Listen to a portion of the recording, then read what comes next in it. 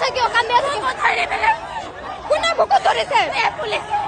এইজন পুলিচ হিমন্ত বিশ্ব শৰ্মা ডাঙৰীয়াক মই প্ৰশ্ন কৰিছো অসম পুলিচ এজনী ছোৱালীৰ গাত হাত দিয়াৰ সাহস ক'ত পালে আজি অসমৰ প্ৰত্যেকজন মানুহে আজিৰ এই ভিডিঅ'টো শ্বেয়াৰ কৰিব যাতে হিমন্ত বিশ্ব শৰ্মা ডাঙৰীয়াই আজিৰ এই ভিডিঅ'টো দেখা পায় আৰু যাতে এই ছোৱালীজনীয়ে ন্যায় পায় এইখন বোলে গণতান্ত্ৰিক দেশ এইখন গণতান্ত্ৰিক দেশত থাকি যদি আমি আন্দোলন কৰিব নোৱাৰো আন্দোলন কৰিবলৈ গৈ যদি পুলিচৰ মাৰ খাব লগা হয় আমাৰ মা ভণ্টিসকলৰ যদি ইজ্জত হানি কৰিব লগা হয় তেন্তে এইখন গণতান্ত্ৰিক দেশত জীয়াই থকাৰ আমাৰ কি অধিকাৰ আছে মই আজিৰ এই ভিডিঅ'টোৰ জৰিয়তে মই হিমন্ত বিশ্ব শৰ্মা ডাঙৰীয়াক কৈছো